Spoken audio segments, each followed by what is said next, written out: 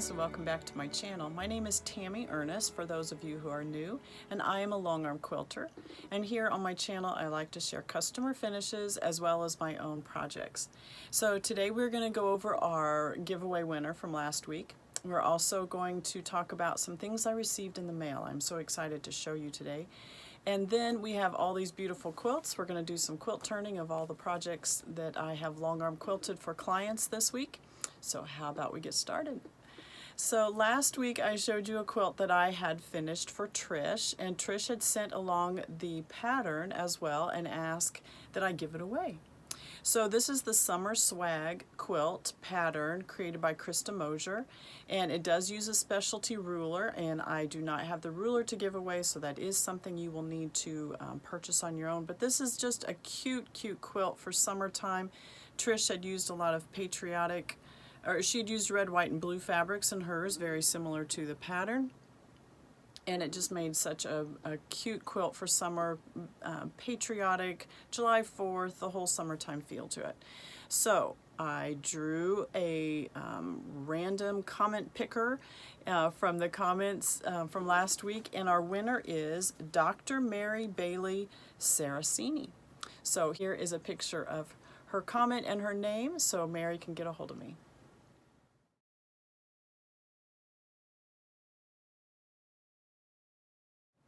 So thank you to everyone who put Summer Swag in the comments, and so many beautiful comments, and so many Krista Mosier fans as well. And so it'll be really exciting for Mary to get that in the mail. So Mary, if you can send me an email, my address is down below, and I will get this out into the mail to you this week. All right, so I had some fun things come in the mail this week, and I wanted to show you real quick. I'm always getting things in that, whether it's thread or fabrics or just supplies, but this week was a fun box that came. So first of all, I purchased this. This is a gallon jug of Best Press. Now, I don't know about you, but I use Best Press all the time in my quilt studio. And the reason I use this is because I receive so many quilts that come in the mail. And obviously when quilts come in the mail, they're folded up nice and tight to fit into a box to get the best shipping price. And so when those quilts arrive, I pull them out of the box immediately, and I do hang them on hangers. And I have a closet here in my sewing room that I have all of the quilts hung with their prep instructions next to it. But even with that hanging, sometimes when I put a quilt on the longarm, there are still some creases and that need to be pressed out. So one of the best ways that I have found of getting those creases out of quilts is Best Press. So when I am loading a quilt on the longarm, as I'm rolling it, if there are some deep creases that need to be done, I use a spray bottle. And as you can see, mine is just about out. I go through so much of this that I just decided, instead of buying these small little containers, this is 16 ounces, instead of continuing to buy these, I just went ahead and got a whole gallon so that I can just refill. I do get the Lavender Fields. I think Lavender Fields is the scent of this one. There are all different kinds of scents, and I like this one, so this is the one I've stuck with. To be honest, I've not tried any others. The only other one I've tried is the unscented. I didn't care for that one. Not that it smelled bad, it just didn't have a scent. And it's just fun. If I'm going to use something in my sewing room, I want it to be pretty or smell good, or in this case, smell good. And so why not use a scented one that smells really good? So I have this, and I use that to spray on the quilt as I'm loading it, and then almost always as I'm loading that onto the bars, because it's such a tight roll onto the bars itself, then those creases will press out. Sometimes if I need to, I can also press along with it. Another time that I use the Best Press when I am doing my quilting is on borders. Now, if you are a longarm quilter, sometimes you will notice when you are rotating a quilt that sometimes your borders get a little wonky, or there's just a tad bit of extra fabric on those sides as you're advancing your quilt. A great hack is to spray those sides with Best Press, and then use a hot iron on that, and that will kind of shrink up the fabric just a tad bit. Then, you know, as you're pressing it, and I do this right on the long arm, honestly. I have a long enough cord on my iron that, you know, it'll be at either end, and I just spray some Best Press on there, and I take that hot iron and I just do some pressing onto that quilt top, and it just shrinks that border up enough that a lot of times I can do that and not have to take a tuck in a border. But that's just something, as a long arm quilter, you're going to find that sometimes you just have a little bit of extra fabric in your borders. Now, for you quilters, one of the best ways to add a border to your quilt, first of all, let me start with one of the worst ways to add a border to your quilt, in my opinion, is just to sew on a long piece of fabric and to chop it off at the end, because you are definitely going to get extra fullness in your borders. First of all, I'm a math nerd, so not a math nerd. I enjoyed math in school, and so you could probably tell from my binding calculation worksheet that I gave as a freebie a week or two ago, and I'll link that down below as well. But I don't mind the quilty math that we have to do as quilters. So first of all, if you are following a pattern and you have followed it to a T, use the length that they tell you in the borders. And if they don't figure it, they should have, in my opinion. If you're working on a pattern and they give me instructions, I really want the length of those borders that it should be, because it's all math. How big your blocks are, how much seam allowance you have, it's all math. It can all be figured out how big those borders should be, how long those borders should be is what I'm talking about. If you do not have a pattern, or you're making a quilt on your own and you need to add borders to those quilts, the best advice is to measure in 3 spots along the quilt top. So say that I needed to put a border on this quilt here, and then I could measure the length of it in 3 different spots. I would do it in, you know, down the right side, maybe in the middle, down the left side. I would take most people say to take an average of those two. Do your best guess. They should be really, really close. I don't want to say always average them, because if they are way, way off, you need to make some adjustments in your quilt. But do those 3 measurements. See what the closest one that you can get all 3 of those to. Sometimes your sides are going to be a little more stretched than the middle of the quilt, so the middle of the quilt may give you an actual of what size the quilt actually is, the borders. And honestly, I'm still a math nerd. I would rather figure out how many strips I had, how wide those strips were, and know that I had this much seam allowance within, and I would do it by math, even that way, honestly. But then when you're attaching your borders, again, don't just start at one end and sew all the way down. I would find the halfway point in your border. I would find the halfway point on your quilt. Pin those 2 together. Then you're going to pin your ends at either end. You know, so I would have a pin at the top, a pin at the bottom, a pin in the middle, and then I'm going to ease that fullness. So if you know, my border is a little shorter, I'm going to stretch that fullness, or stretch that border just a tad bit. It shouldn't be totally off. But you know, if you get 3 different measurements across your quilt, it's not going to fit perfect. So if the fabric border is just a tad bit smaller than the quilt, then you're going to just stretch that easiness over the entire quilt. So I would do a pin at the top, pin at the middle, a pin at the bottom, and then I would do one halfway between the middle and the bottom, which would be a quarter, right? I would do one halfway in between the top and the middle, so that would be at the quarter mark of the quilt. Then I would go halfway in between those 2, and keep working it that way, and then stitch the entire quilt, the entire border down the side. If your border strip is a little bit longer on one side, meaning I have measured in 3 spots. One side is a 1/4 of an inch shorter than the other side, okay? I would take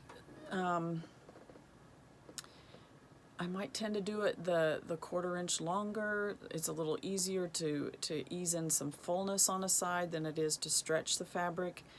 I'm not going to give any hard and fast rules because really to me it's a by the quilt thing. But so let's say that your border is just a tad bit longer than the actual side. I'm not talking long. I'm talking maybe a 1/4, 1/8 of an inch, you know, longer. Then again, I would do the same thing. I'm pinning at the top, I'm pinning in the middle, I'm pinning at the end, then I'm doing halfway in between those pins, and then I'm doing halfway in between those pins, so that there is a little bit of fullness there. I am spreading it over the entire length of that border. I am not pushing it all to one end, and then I have extra at the end, okay? I would rather fill that in. Hope that helps. I hope that I've explained that well enough. Your goal is not to have any fullness in your border, and the best way to do that is not just to slap on a piece of fabric at the end and cut it. That's not the best way to add a border. So do the math if you absolutely can. If not, then measure your quilt and pick a good average or a number that's really close. You may need to square up your quilt before you add borders, just to be honest there. But there are some ways to, as a long arm quilter, when I get a border that is a little full, using the best press is a great way to press out a little bit of that fullness, to shrink up that fabric just a little bit. But there do come times, I have quilts on occasion that I just have to take a tuck in the border because it is there's just too much fabric there. I can't shrink it up with a best press and an iron, and I do have to take some tucks. And I hope as clients you'll understand that I do the absolute best I can to ease in that fullness. But sometimes, I mean, no quilt is perfect, and mine included. No quilts are perfect, so don't feel that you have failed because there's a tuck or you know, something's not quite right. A lot of the quilting, I know people say that the quilting it'll you know, press it out, and quilting hides a lot of wonkiness in a quilt. And to be honest, you're seeing it this close up the whole time you're with it. You know, when we quilt it and you get it back, you add the borders, these are going to be on a bed, they're going to be hanging on a wall, they're going to be scrunched up and used by the kids or whatever. You're not going to sit and pick the thing apart, making sure every little point is touching. I know we should do our absolute best, but do not get discouraged if you're not. If everything doesn't match up perfect. If we nitpick everything we bought at the store, we'd never buy anything because it doesn't always match up. It doesn't always. So give yourself some grace there. That was a long thing to go into just about best press. But those are the two ways that I use best press, is when I'm loading it and also when I need to ease out some fullness in some borders.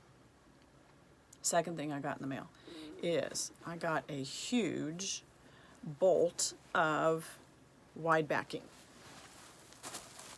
This is some muslin, and I use the muslin a lot in on the back of antique quilts. I like to use muslin on this. So I have this new in the shop. This is not something I sell, you know, off my website or anything, but if I have quilts come in that need wide backings, that's what I'm using this for. This one is actually 118 inches wide, which is really nice. And it's a nice muslin, has a little bit of the muslin where you can see the grains in it and the things in it, but not overly. I really like this one because it's mostly cream color, has a little bit of the speckling in it, but not overly so. So that bolt is 15 yards, 118 inches wide, so that is fun. I will be ordering some other wide backings here this week, hopefully getting those in the next couple weeks. So when those come in, I'll show you. I am getting quite a few quilts that people are asking, just pick a backing for me, so I'm trying to increase my wide backing supply here in my quilting studio so that I have a wide variety. I haven't wanted to do too much in the past because that's a lot of fabric and I don't want it just sitting here forever. So now that more quilts are coming in that need more wide backings, I am beginning to stock a little bit more than I have in the past. All right, the third thing I got in this box that I received, and I have been watching this for a while, and I finally purchased it. Do you have this? Let me take it. This is The World of Lori Holt, Volume 1.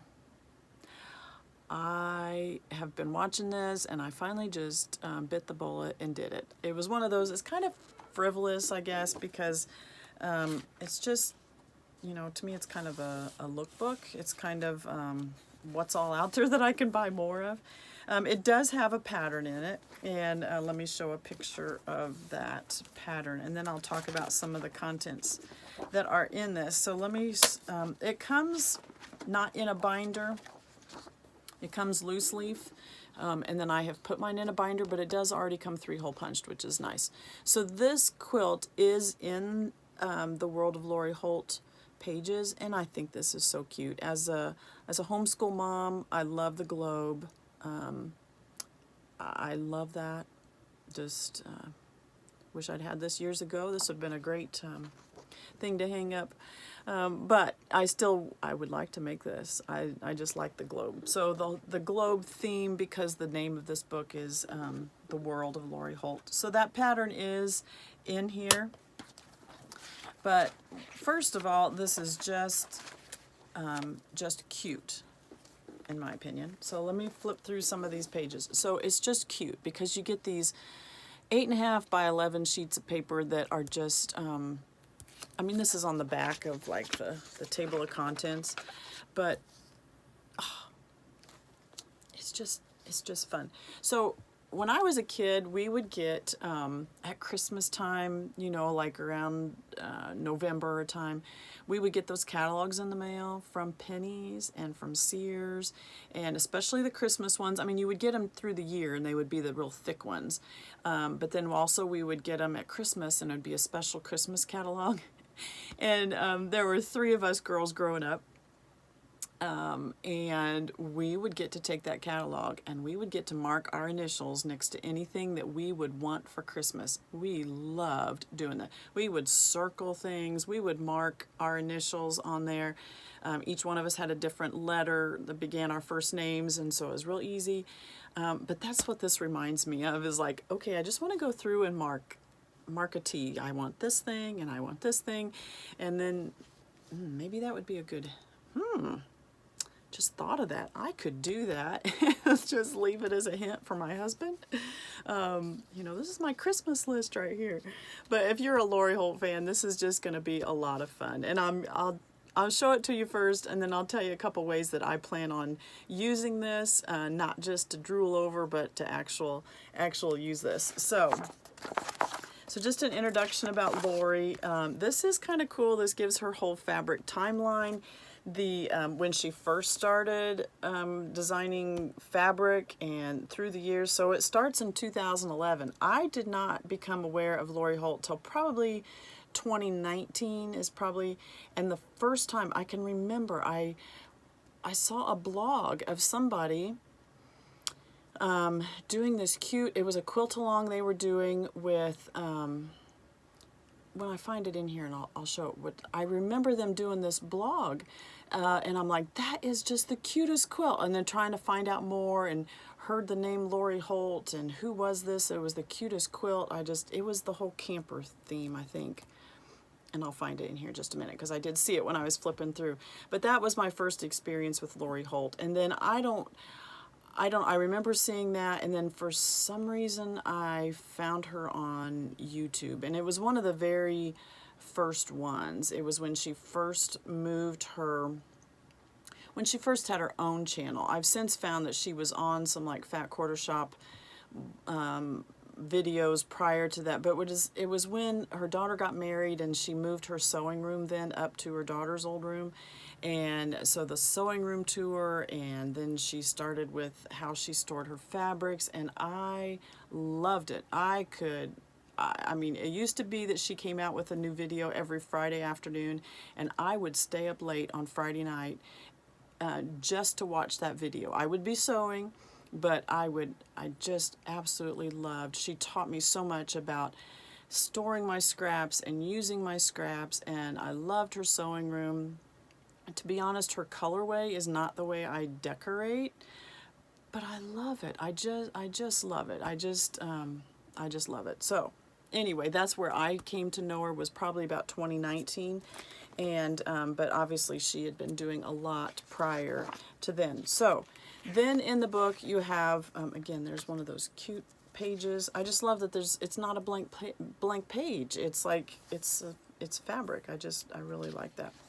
Then you have all of the instructions for the World of Lori Holt quilt. It is not an applique quilt. It is all pieced, which I like. And let me flip on through here. All right, and then it starts into her collections.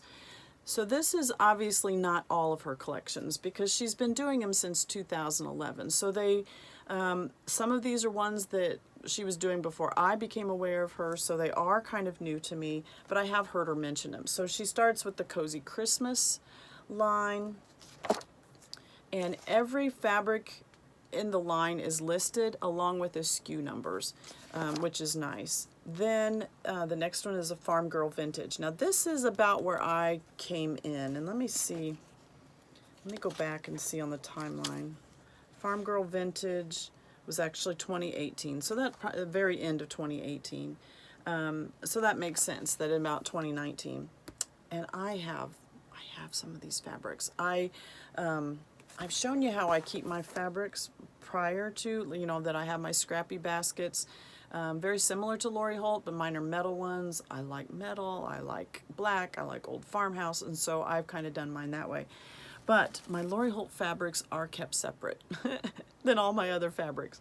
So I just thought you might like to see a bin. This is one of the large metal baskets. These are like the old locker baskets. I just think these are so cute. And these are from Hobby Lobby, and this is how I store my scraps. But I also have one big bin that is all Lori Holt fabrics. And a lot of these are yardages or half yardages. I did get a 10-inch stacker one time in one of my sew sampler boxes, so that's in here. I do have some scraps in here because I've been working on different stuff at different times. But they're all just, woo! Oh man, I shouldn't have done that, should I? Okay, let me pull a few of these that are on the top out, and then you can see. So they're all just, they're not even any really done by colorways, but a lot of these are the Farm Girl Vintage too. I did do some of the white. They're not white, but you know what I mean, the background type prints. And show you some that fell out here. This orange, I just love the orange. And this is one of my favorite things about Lori is the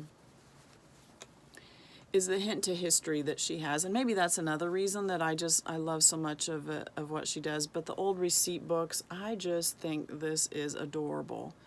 I love this kind of thing. I love looking at old things like this or finding things at an antique store like this, and just this is right up my alley. And this, you know, a fabric like this really matches kind of my style, the farmhouse type style. And then not too many fell out, but some. Here's another background print. And then at some point I bought a little bit bigger yardage. This is not a Lori Holt. Oh my goodness, why in the world did I stick this in here?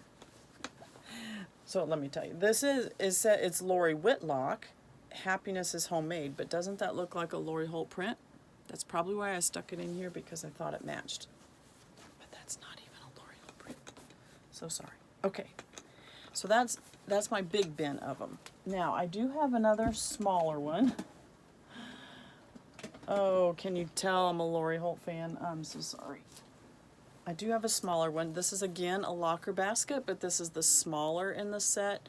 Now I think at Hobby Lobby, I can't remember how they sell them. I know I purchased some straight from a store, and then I also ordered some online.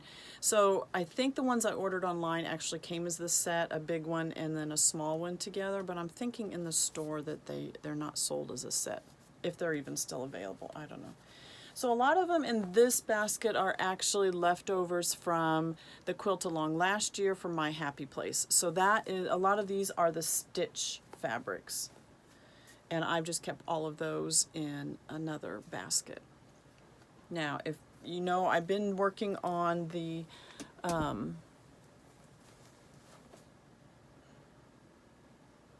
did I say that right? That one is from the My Happy Place quilt along from last year. I am working on Calico Garden, and I will have scraps from that, so they'll be able to add together. That's the one thing I love about Lori Holt. Everything matches, and so I'm not one of those that I have to have the current line to do a quilt with. And I'm that way with most designers. I don't necessarily have to have the pattern, whatever the fabrics are that they write it in. So I like that everything coordinates, and that is one way that I plan on using this World of Lori Holt book. So, Farm Girl Vintage. And there's other, you know, pictures in throughout too, so it's not just, you know, all the fabrics laid out. There are some pretty just decorative stuff too. And then companion prints to Farm Girl Vintage. Then she goes into Granny Chic. I don't believe I have any Granny Chic of that line. Then she did the Vintage Happy 2 Prim. I have some Prim, but I did not join in on that quilt along either. Then it goes into Flea Market, and I have used some Flea Market. I even have this green. I have that, a whole bolt of that, because I've used that on backings. It's really not even for Lori Holt quilts, but I like that as a backing for some other fabrics. All right, so then it goes through Stitch, which I showed you that I had. My Happy Place. Cookbook, I did not. I might have a few of the cookbooks, but again, that's not one of the quilt-alongs of hers that I did. All right, so then it goes into basics. So besides the lines that she comes out with throughout the year, she also has just some basic ones, and these are called the B Basics and Backgrounds. So in her same colorways, but ones, if I believe right, you know, some of her collections, once they're printed, they're not reprinted later. And I mean, don't hold me to it, because I'm not a store owner, so I don't know how all of that works, but I think from what Lori said before that a lot of these prints will not go out of, a lot of these fabrics will not go out of print. You know, they'll continue to have these. So here's a lot of the background ones that I was talking about. I love the ones with the cursive. I loved cursive as a kid. I can remember learning that in school. Here's her shabby ones, and these very similar to like, you know, kind of similar to a grunge. So they're not really a grunge, but that feel that they are a solid. They read as a solid, but when you get in close, they're not. And I like those. So all of the colorways that she's got, and then you have the B cross stitch ones that look like this isn't cross-stitch fabric or linen. This is just, here, you can get it up close. These are ones that have that little X on there. Again, very nice blenders, or to, you know, they read as solids when you're putting them in a quilt. All right, and then her B plaids. So you have some that are set on point, like these. You have others that are horizontal, vertical, you know, all different ways. So really nice. All right, then she goes through the wide backs are all listed in here by the line they're with. This was the one that from the stitch line that I used as a back on my my Happy Place quilt. Other backings, all these are all wide backings. So this is helpful. Especially for me as a long arm quilter, if these are, I mean, if these are ones that I possibly could use and maybe have, even ones like this that may fit some different lines and not just one line. So to me, like these and these, I may not want to buy a whole bolt of, because they may not match every Lori Holt quilt, or they may just not, they're going to work really well for some quilts, but maybe not all. Where I would look at, you know, a blue like this would be usable on a lot of different ones. An orange, not so much. Maybe a red. I've not really seen those, to be honest. They're bandana ones. But if I was looking at buying a bolt, this one, the white one, might work as a, to buy a bolt of, to have on hand. The green one might work. And then, like the denim one there. All right, then she goes into all her patterns. Okay. Now, if you followed any of her quilt-alongs, you know that the quilt-alongs are done where she provides the Be Prepared Post, and what does she call it? Her sew-along guide. Got it. She provides her sew-along guide, and it's not necessarily a pattern, because her quilt-alongs she does where she puts the instructions on her blog.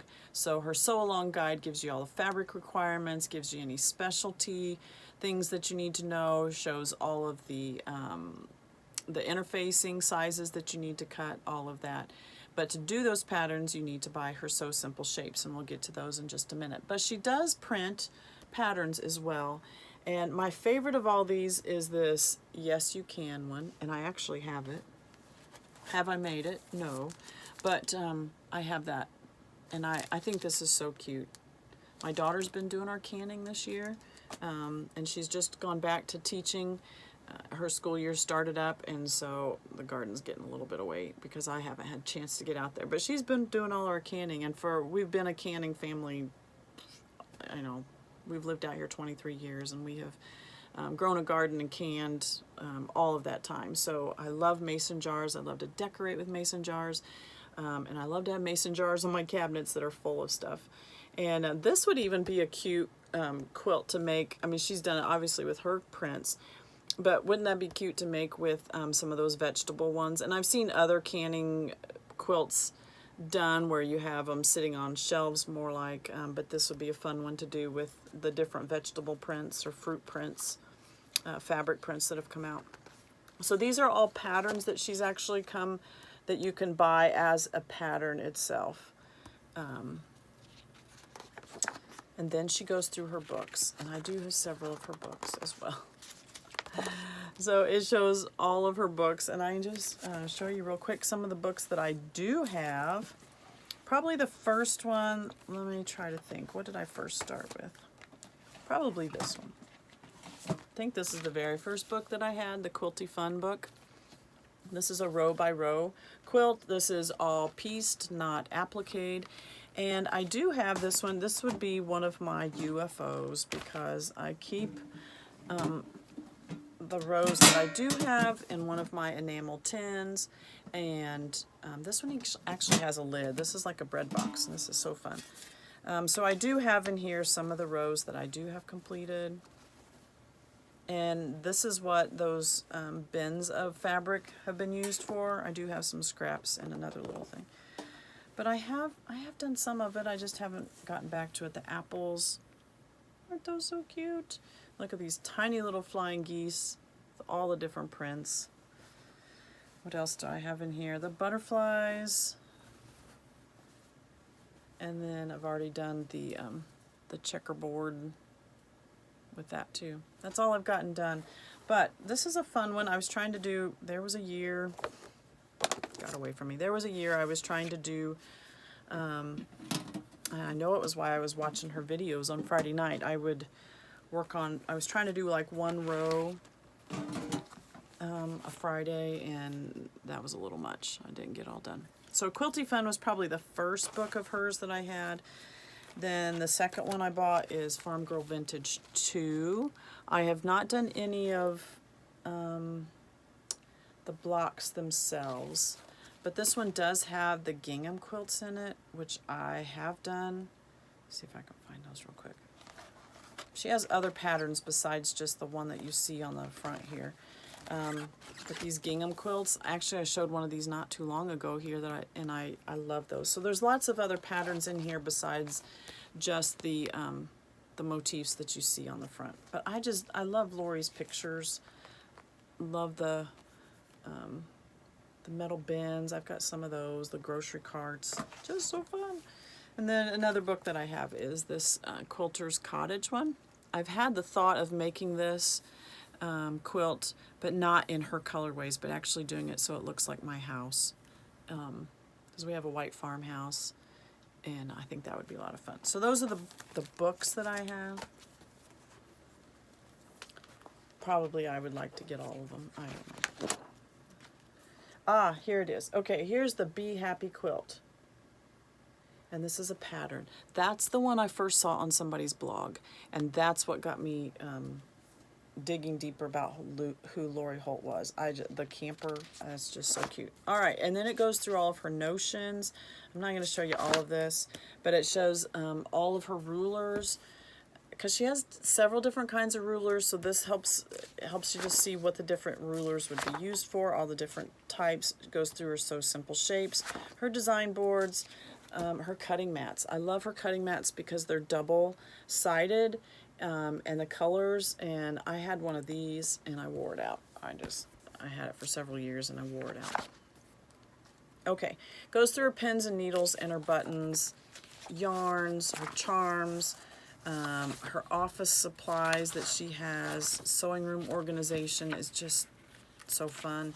Several of her, her stickers. I've used her stickers and love those.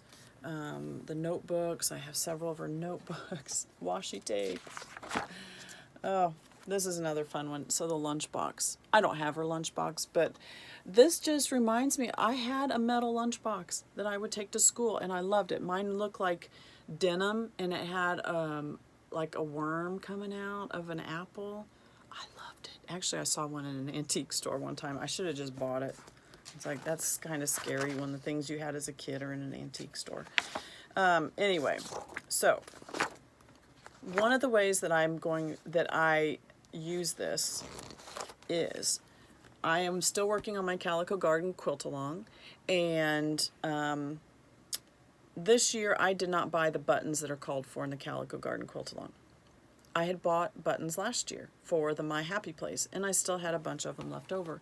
And actually, speaking of mason jars, I keep mine in my mason jar.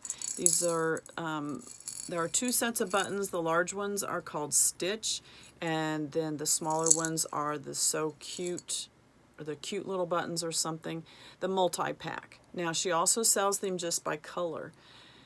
But the Calico Garden Quilt Along doesn't require very many buttons, but it does call for certain colors. And so that's the way Lori has listed it. She'll say you'll need, the sunshine buttons in the Calico Garden Quilt Along.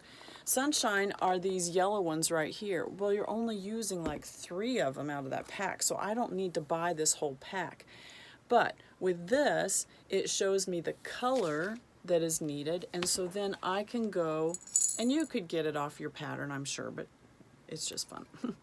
So then I know that I just need to look through here and find some of the yellow ones to go on those flowers. Or it says to use a stitch button for the doorknob on the garden shed. The stitch ones are the larger ones. And so I think it said a color, or it may have just said stitch, I don't know. So I can pick one of those. So in the Calico Garden, it just lists the color, and then I can look at this World of Lori Holt book and say, okay, that's the red color, so I know to pull the red ones out of my jar. Another thing that I did, last year I bought the spools. I didn't pull that out. I bought the spools for the quilt along last year on My Happy Place. You use the spool of vintage trim to make the iron cord, and it was, I believe it was the pebble one. So this year on the Calico Garden, you needed some vintage trim for the smoke coming out of the chimney, and I believe it called for the steel one. I did not buy the steel one. I still had some of the pebble one left, and I used that for my smoke coming out of my chimney to me, they were close enough in color. It wasn't worth buying another whole spool, even as cute as it is. It wasn't worth buying another whole spool. So this helps me to see the actual color, to be able to decide whether I need to purchase that other notion or not. Another thing that it does, when I can go back to some of these older books, so say the Quilty Fun, and it calls for a certain color, I can go into here and say, well, I don't have that color, but these are good printouts of the color. So I can look up that fabric. If it's a line that's in here, I can look up that fabric and I can find one in the similar shade that I do have, okay? Because these are nice, good printouts. Sometimes when you're trying to do that on the computer, it's hard to tell. You know, does this really match this? You know, obviously Lori's fabrics are going to match each other, but maybe I'm comparing it to somebody else's and they look like they match on the computer, but do I know for sure? And this can help me with actual color with some of those. So I love it. I love it. I just think it's so fun. But anyway, those are the things I got in the mail, and I'm having a blast with that. That's just a lot of fun. And hopefully someday I'll get to that pattern. All right, that's been a very long introduction to things that I had going on. So let's move on to some customer quilts. So today, all of the quilts that I have come from Laurie. I have 6 quilts piled up here. I did this week put a little, a quilting frame, whatever it's called, I don't know, behind the long arm to kind of prop these up so you could see a little bit more of the quilt itself. So let me first show you some large pictures of this one, and then we will talk about the pattern and the pantograph.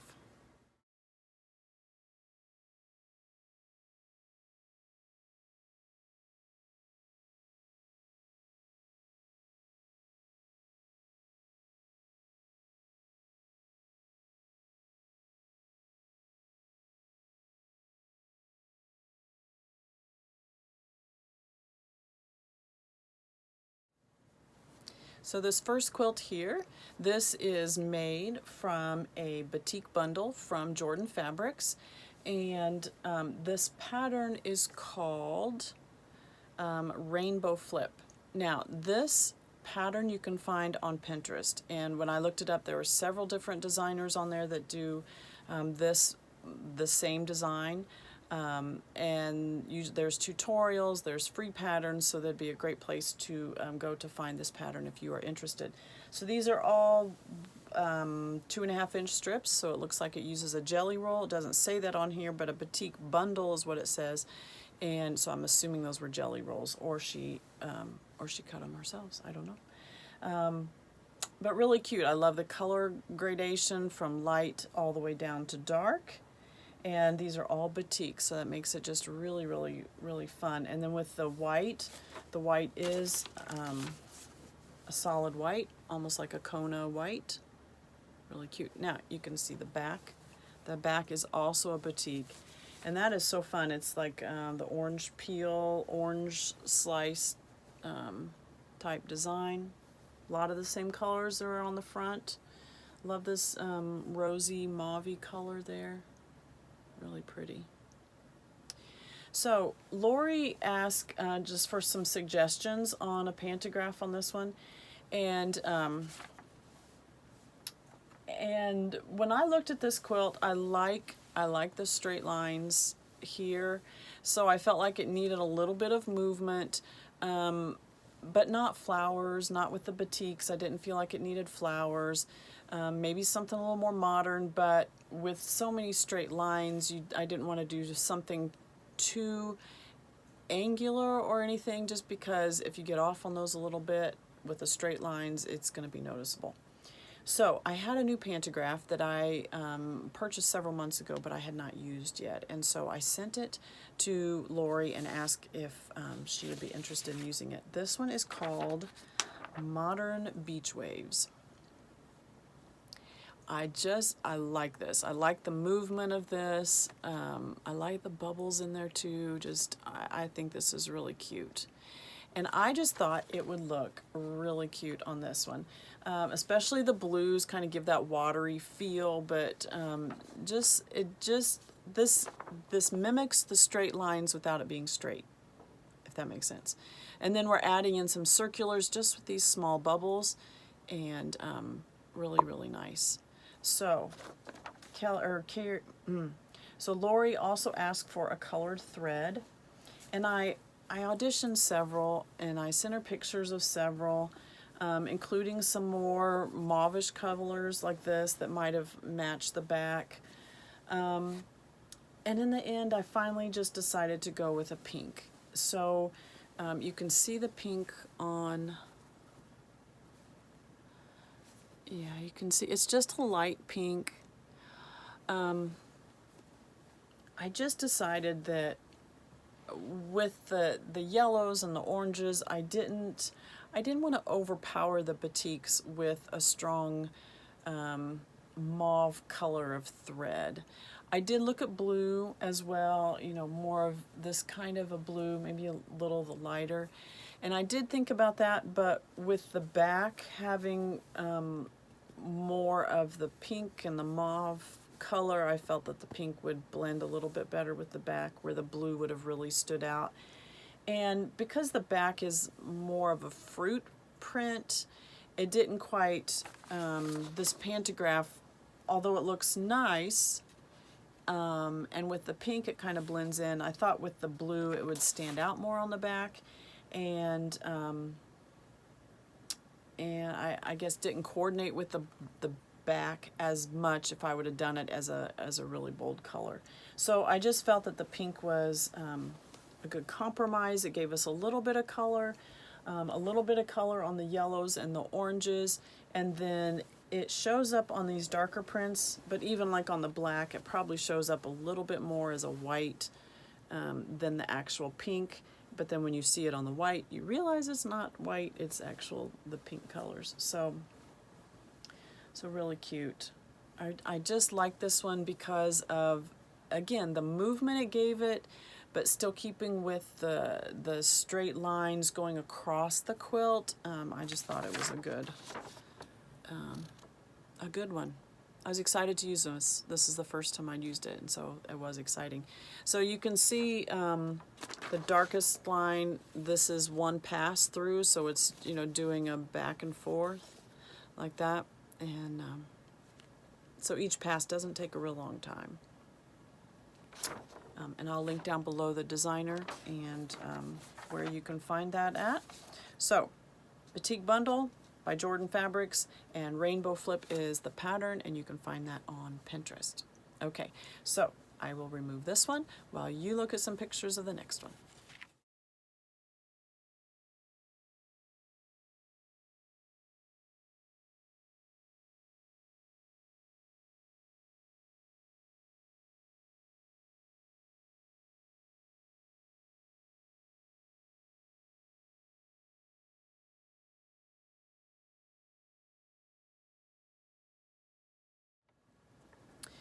So this one, the fabric line is called Owl Tree Party, and that's a Riley Blake print. And Lori did this one without a pattern. So this one would work. So she's used yardage just as the center part because this fabric is so cute with the owls and the tree and lovebirds sitting on the branches. It's really cute. And then using what looks like a charm pack. These look like 5-inch squares, so I'm sure she just used a charm pack and added those around the outside. This would work very well with a panel as well. So you can use yardage as the center if you have a cute print that you don't want to cut up small, but a panel would work really well too. And then on the edges, she has used one of the yardages that matches that same owl. But it's done with like border strips, you know, the pre-done border strips. And these are probably 6 inches, 7 inches wide. That's all one print right there. So she has the top and the bottom and then down the sides. Really, really cute. So the size of this quilt is, it's a 50 by 56 is the size. Now, the cute part of this one is the minky backing. This is the bubble minky. And we used, I'm just going to pull this down a little bit, the pantograph is called Chantilly Lace. This is just a real fun, playful print. So you can see it's upside down here, and then it comes up and is upside down, and then the row underneath it feeds right up into that. I decrease my rows enough that they nest inside of each other like that.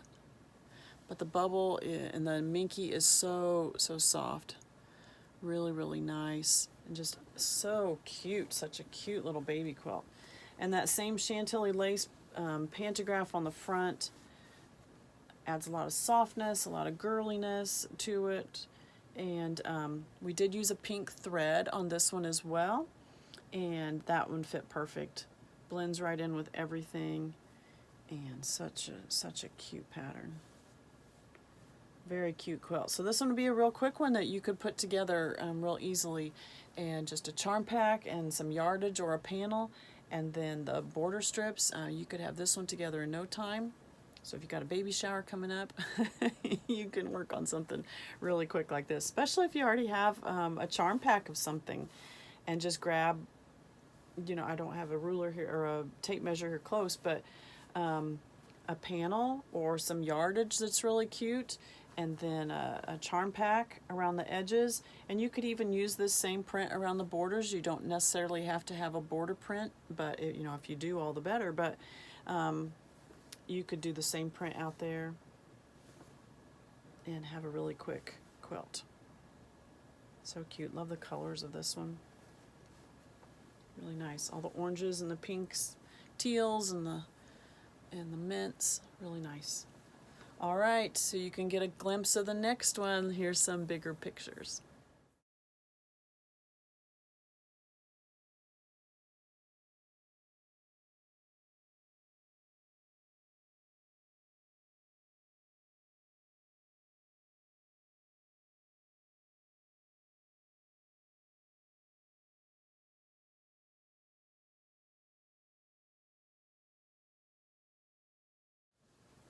Man, this one has me thinking college football. How about you? Getting close to that time. I don't know if you know that about me. I love college basketball and I love college football. And I think fall time, the best thing is on a Saturday afternoon is to have a college football game playing on the TV. Not just, I don't follow certain teams. I mean, obviously you see these guys a lot, but I don't follow certain teams. I just like to watch a game that's being played in a nice, sunny, warm spot. Not, you know, not like Hawaii or anything, but just like a nice, sunny, crisp fall day, and I love to watch college football that way. Now you know. All right, so Lori said this is just some Georgia Bulldog fabric, and you can search and find, if you put that into Etsy or into your favorite quilt store, something will come up. You'll be able to find that. So she's used several different prints, different ones, and whatever college you follow, you'll be able to find fabrics for that. I have no doubt they're all over the place. Then for the other print, she has used this paw print. See all those little paws on there? So cute. She said she did not follow a pattern. This is, again, just put together real simply. So the squares are probably about 6-inch squares, and then the black ones are the same. And then she has put, probably a 4-inch border around the edge. This ends up measuring 49 by 49. Looks great. This would be perfect for tailgating or to drape over the table when you're watching a game on a Saturday and put your snacks out there. To cuddle up with at a game, you know, your high school games or your college games, and just so adorable. So then the back, is that not cute? This is a buffalo plaid, and this is from the line, I need to look it up, from the line from Maywood Studios. This is called We Whisk You a Merry Christmas, and this is a Kimberbell product. So this is a Christmas line, but look how good that looks on the back of this quilt. So it's the red and black buffalo, and it is done horizontal and vertical, not set on point. Nice contrast to the front. So with the dark blacks on the front, and then the lighter, the same colors, but the lightness on the back, a very nice contrast. So Lori asked if I had something, what did she say? Something dog related was what she asked for her pantograph. And I've used this one, the same pantograph on others. This is the Paws print, and I believe this is by Three Sisters Fabric. I will link that down below. Let me get in a little closer. You might have been able to see that in the pictures, but let me see. So you can see the paw print. There's the paw, and there's the 4 toes, and it matches that fabric perfectly. I did this in a light gray thread, so it blends right in with not only the reds and the blacks, but it also blends in really well with the buffalo on the back, buffalo plaid on the back. Just a great pantograph. Perfect. Perfect for this fabric. You can't even hardly see it on there, can you? A little bit better on the red. And so the paw print I made smaller than my fist. Is a good size. You know, smaller than my fist. Maybe, you know, that way. If you were stamping down your hand that way, it's about that size. And it's real interesting the way this one stitches out. It doesn't go around each foot and then the pad of the foot. It doesn't go around each toe and then the pad of the foot. It's real interesting to watch it stitch out, because it's like, how in the world is that going to make a paw? But it does, the way it's the way they designed that.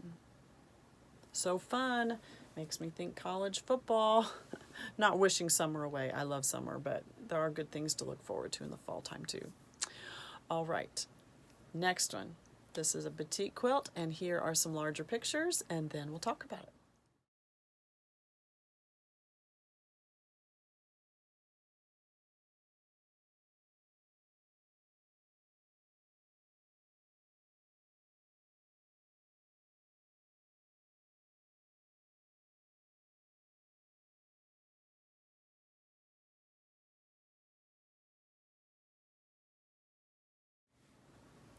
So Lori is incredible. This is what, the 3rd or 4th quilt here that she has no pattern. She has done this on her own.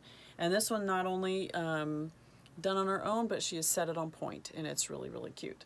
So this fabric line is called Natural Blooms by Wishwell, and this is put out by Robert Kaufman. And if you noticed in the pictures, each one of the rows, I'll try to stay faced here. Inside each of the blocks, she has the same print in the rows. So the ones at the top, these batiks in this part, all have this bubble batik type thing. And then in the second row, inside the diamond, this is the same solid. It's not a solid, but it appears that way from a distance, that is used on the bigger blocks, like here. Third row, she has fussy cut some of the flower, and it's very similar to this one here. A little bit different, a different flower, but she has fussy cut to get the same flower in each one of the blocks as the center. So each row is the same. So the bubbles, then the darkers, and then this flower, and then a different flower. So those are probably a 5-inch square, and then she has done some borders around each one, different cornerstones, set the whole thing on point, and it's created a very pleasing quilt. So this one measures 54 by 68, which is a great couch throw, decorate in your living room with. And then I love this backing. This is the same fabric line. Very pleasing. So you notice how, and she did this on the other quilt too, the top feels a little darker colorway, even though you've got the light boxes, the whole colorway feels a little darker. And then she has switched it on the back and gone with a lighter print on the back. I love that. I love that. And she did the same thing with the Bulldog one, where the front was a little darker, and then she switched to a lighter fabric on the back. Same colorway, but that, I just love that contrast. Really like that. All right, so then the pantograph. Lori asked that I use the Apricot Moon Bubbles on this one.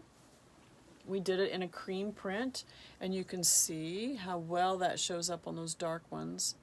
And the whole bubble went along with the fabric line. So you have the bubble print at the top, and then this dark fabric here, if you can see it in close, it almost appears like raindrops splattered on on a surface is really what it appears like. So that the Apricot Moon bubbles went right along with that. Apricot Moon is the designer, and then the bubbles is her bubble print. So we did this in a cream fabric, or cream thread, so it does show up on there. Again, from a distance, you don't see it. It's when you get in closer that you can see that design, and really complements the fabric itself. And then on the back, that cream just soaks right in. You don't even hardly notice it on the back. Did a lot of texture on this one. It added a lot of texture, especially in those negative spaces, and then blends right in with the lighter fabrics. So Lori's incredible, just using her fabric and creating patterns, and you could do that too. You know, just sit down and try it. You could do it too. All right, I'll peel this one away, and you're going to want to see this next one.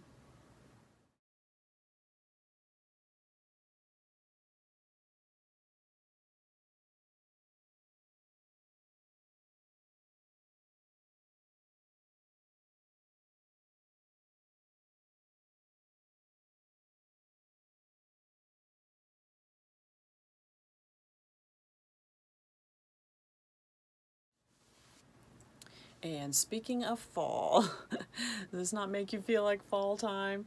This is called Peekaboo Pumpkin. This is a pattern by Missouri Star, and I looked on their website, and the pattern is still available. Evidently it was available as a kit at one time, but I did not find that on their website, so I will link just the pattern down below. And the fabric line, she used a Riley, she says it's a Riley Blake Designs. It was a 10-inch stacker, but she could not find the name of it. So, but I mean, in these, it's a 10-inch stacker, but I would bet you're dividing that into 4s, because these look like 4-inch squares. So if you found a charm pack, 5-inch charm pack, in oranges, you could definitely use it for this, and even the blacks. So, or even a 10-inch stacker, if you have one that's done in oranges or you have blacks, then that just needs to be cut into 4ths, and you're down to your 5 inches. So really, really cute. The Peekaboo pumpkin, because you're not seeing the entire pumpkin. You got the traditional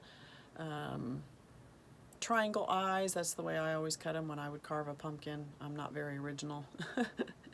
And the huge smiley face, really cute. And all these different fabrics. A great stash buster. Stash buster, I did say that right. Great stash buster. If you have these colors, just color placement is all you're needing to worry about. You may need a design board to make sure everything, you don't want all of your, so you see the eye, you don't want all your light gray ones in one corner of that triangle and all your dark ones in another. You do want to spread it out a little bit, and the mouth as well. So it gives a real pixelated effect using all those, doesn't it?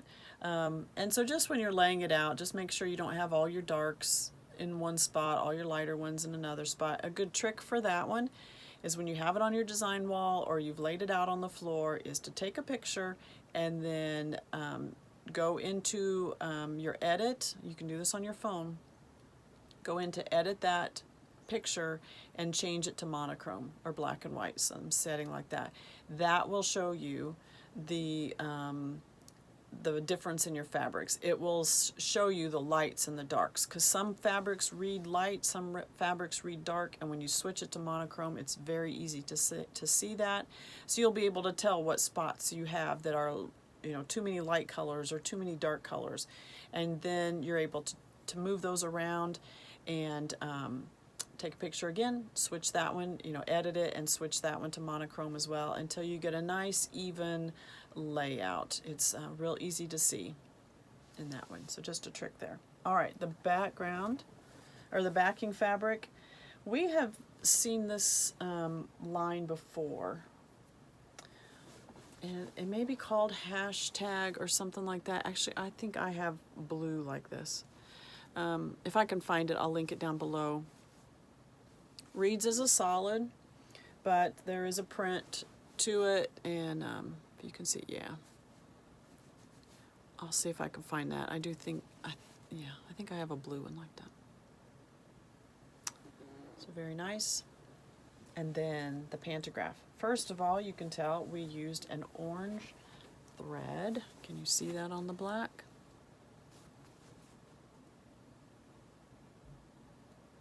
You can see the orange thread, and this pantograph is called Pam's Pumpkins.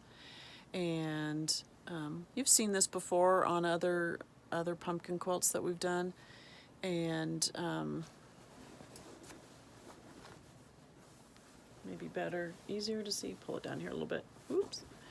And like you can see it on, yeah, there you go. You can see that a little bit better. So it does print one or stitch one up and then one upside down so that it doesn't matter which side of the quilt you're looking at.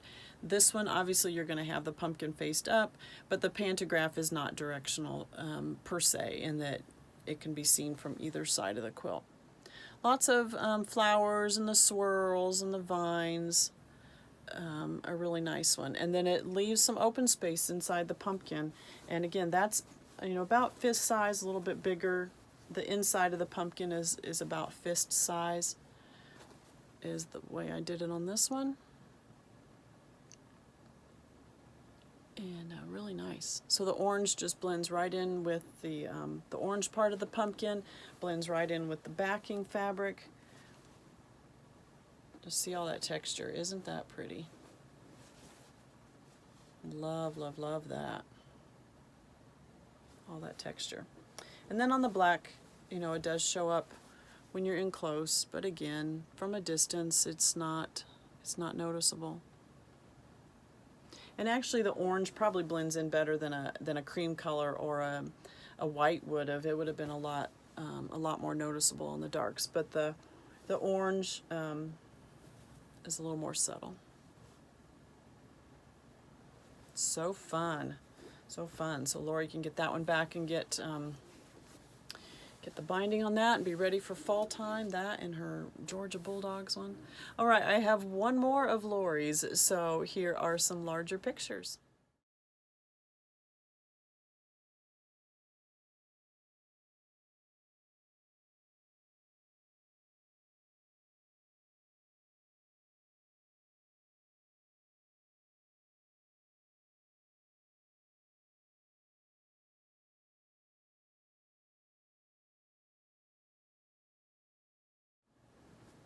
So here's Lori's last one. This quilt is 69 by 77. And this is called Stars Around the World Quilt. And this is a pattern by Shabby Fabrics, and I'll have that linked down below. The fabric line is a Kansas Trouble fabric line, and this is called Freedom Road. So patriotic feel to it, but the muted colors, the darker reds, the darker blues, even the cream colors has flowers in it, and then you have stars, and then obviously you can see the flowered, you know, more traditional Kansas Troubles patterns, very similar to that. Really, really cute. And I love the star, so you see the whole star effect in the middle, almost a wreath type, and then the next one out. One of the things I really like about this one, about the pattern itself, I like how you could see from the bigger pictures how you had the diagonal of these 4 patches coming down, and I like how that ends in the star down at the bottom. I think that I love how that all incorporates right there, and you might want to go back and look at the bigger pictures and get that overall feel of, and you can see it a little bit at the top, how you know, it's done on all 4. It's done that way on all 4 parts, but you can see how the how that 4 patch goes up at an angle, you know, both, and then at the very top you have that star that's incorporated in. I just think that's really cute. And then you can see the larger scale fabrics then are inside that one, but all done. It feels like it's on point, but it's not on point. I mean, these are all done in rows, but the placement makes then it feels like the quilt is on point. And then the stars on the corners.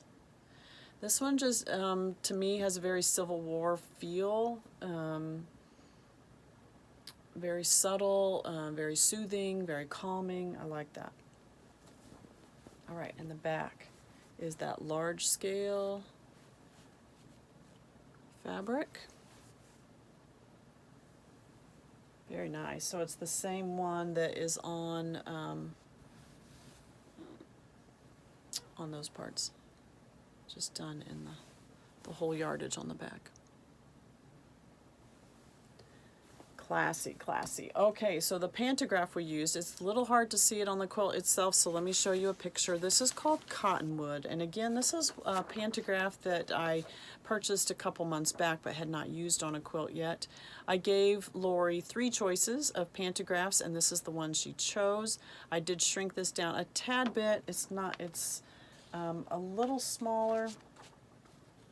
No, it's probably about that same size on the quilt itself. So it gives that cotton bowl type look to it, called Cottonwood, and I'll link this one down below as well.